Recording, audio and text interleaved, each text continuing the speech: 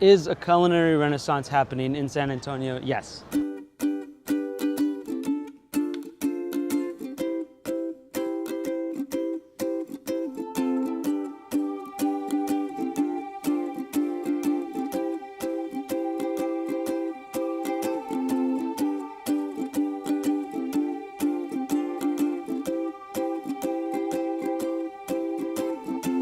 San Antonio has always been a city that's been underrated.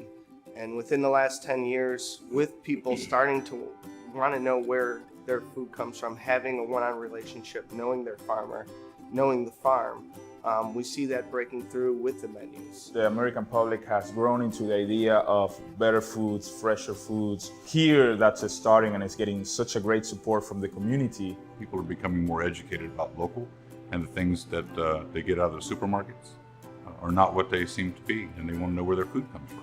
Different people are excited about this for different reasons. People like me tend to be primarily excited about what this could do to transform the environmental impact that agriculture has. When I talk to chefs, they're just excited about how good the produce tastes. To have really fresh ingredients here at the restaurant, well, I mean, that's just quality all around. As a chef, I just buy food. I don't grow my own food because I live here in the city.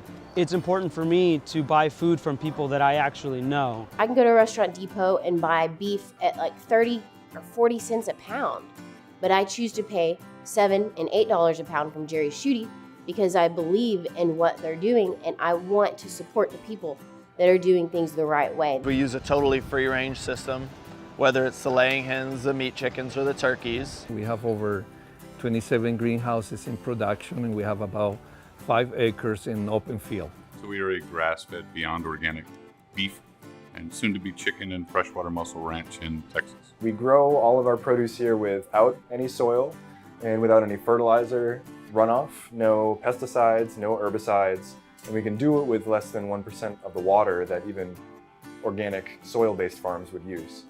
And in our little 40-foot shipping container here, the one that we're in now, we can grow as much as an acre of actual farmland because we can go as vertical as you can see here. By supporting farmers and ranchers that I believe in and keeping my money here, it's growing the economy here. And frankly, food is a great deal of fun too, and it doesn't have to be so macrobiotic all the time. The Pearl has been the epicenter renovating San Antonio.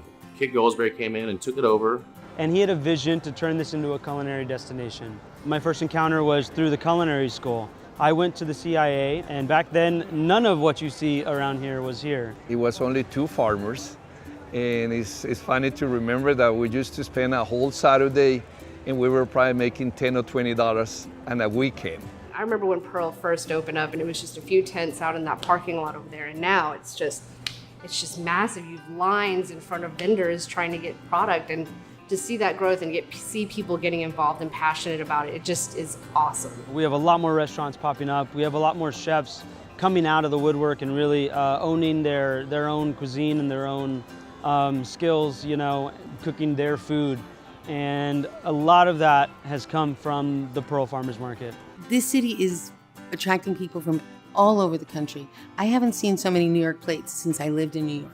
People are starting to realize the beauty of having a cosmopolitan city and a cosmopolitan hub of restaurants that can offer all kinds of different foods from around the world. We do a 12-course tasting menu based on the region of Mexico. We knew that the idea of Michelin and the idea of really putting a laser focus on rescuing and preserving Mexican flavors was a huge idea, and people really started taking to the idea that this is something that is a way to really have a view into the lives, into the flavors, into the way foods are made and where they came from in Mexico, and see that history behind it. If I tried to open the Clean Plate 5 years ago, my doors would have closed.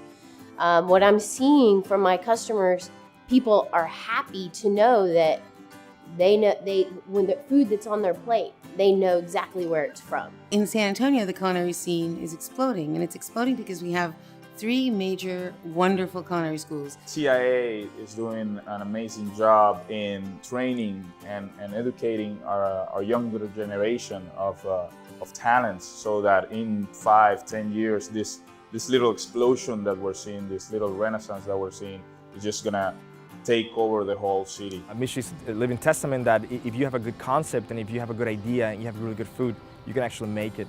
I mean, I think for every farmer that we have right now, there could be 30 or 40 more. It's just the beginning of the way that we're going to start to see cities interact with food. I think the only challenges would be us not grasping a hold of the opportunity that we have. Other than that, I think the sky's the limit at the moment. It all starts one spoonful at a time.